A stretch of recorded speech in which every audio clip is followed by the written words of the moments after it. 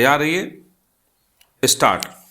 पूर्वोत्तर के 3 राज्यों की चुनाव तारीखों का ऐलान करते वक्त ही देश के मुख्य निर्वाचन आयुक्त ने संकेत दिए थे कि चुनाव आयोग जम्मू कश्मीर में भी चुनाव कराने की तैयारियां कर चुका है। स्टॉप।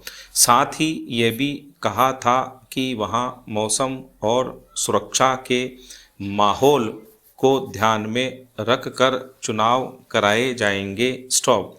जम्मू कश्मीर में विधानसभा और संसदीय क्षेत्रों के परिसीमन को चुनौती देने वाली याचिका खारिज होने के बाद उम्मीद बंधी है कि चुनाव आयोग यहां चुनाव कराने के बारे में कोई फैसला जल्द ही ले सकेगा ताकि लोकतांत्रिक व्यवस्था बहाल हो सके। स्टॉप। सुप्रीम कोर्ट ने जम्मू कश्मीर में परिसीमन और विधानसभा सीटों के बदलाव की प्रक्रिया को वैध ठहराते हुए कहा है कि केंद्र सरकार को परिसीमन आयोग बनाने का अधिकार है और इस संबंध में केंद्र सरकार ने अपने अधिकारों का उचित इस्तेमाल किया है।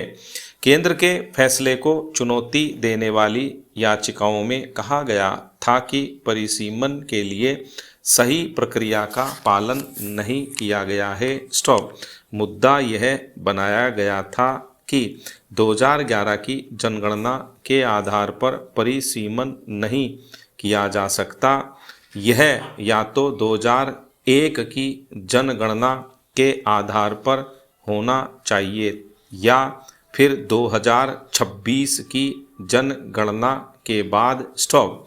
सुप्रीम कोर्ट ने इन तर्कों को खारिज कर दिया। स्टॉप। विडंबना ही है कि जब भी जम्मू कश्मीर में चुनाव कराने का रास्ता साफ होना शुरू होता है या तो वहां के मसलों को अदालत में पहुंचा दिया जाता है या फिर आतंकी गतिविधियां बढ़ने लगती हैं। स्टॉप। दोनों परिस्थितियों में चुनाव प्रक्रिया बाधित होना स्वाभाविक है।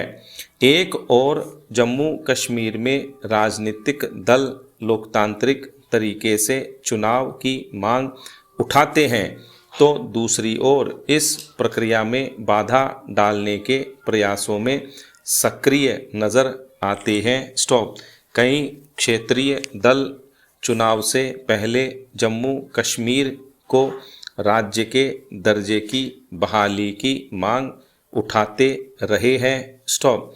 चुनाव प्रक्रिया में बाधा डालने की कोशिशों का ही उदाहरण है कि परिसीमन पूरा होने व राजपत्र में अधिसूचित होने के काफ़ी समय बाद जाकर इसे अनुचित बताने वाली याचिका दाखिल की गई। कश्मीर में विधानसभा के चुनाव 2024 के आम चुनावों से पहले हो जाए इसके प्रयास चुनाव आयोग भी कर रहा है। वहां सुरक्षा प्रबंधों की बड़ी चुनौती है। सीमा पार से आतंकियों को मिलने वाली शह का ही नतीजा है कि खास तौर से घाटी में आतंककारी अपनी करतूतों से बाज नहीं आते। स्टॉप। लोकतांत्रिक प्रक्रिया की बहाली में आ रही बाधाओं को दूर करने के लिए जरूरी है कि सभी राजनीतिक दल आगे आएं। स्टॉप। पैरा।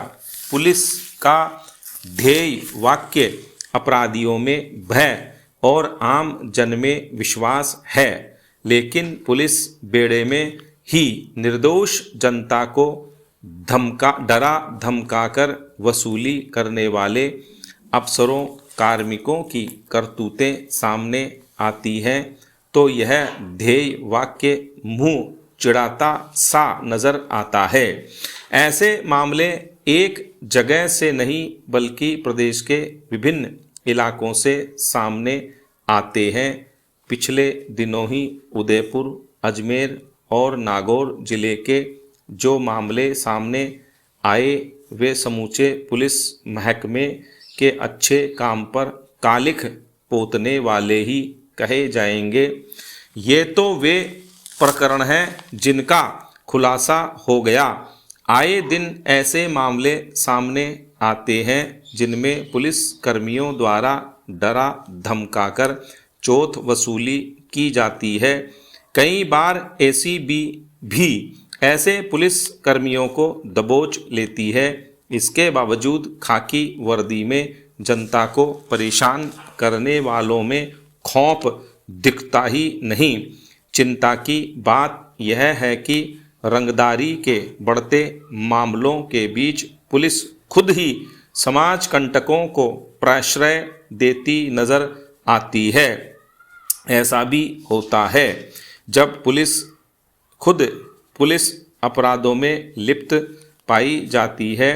पुलिस कार्रवाई का डर दिखाकर निर्दोषों से धन वसूली के जो मामले उजागर हो जाते हैं, उनमें पुलिस के कुछ अधिकारी कर्मचारी मुकदमा दर्ज होते ही जांच किए बिना आरोपी को डराने धमकाने में जुट जाते हैं। इतना ही नहीं, अवैध रूप से हिरासत में रखकर परिजनों पर पैसों के लिए दबाव तक डाला जाता है। स्टॉप।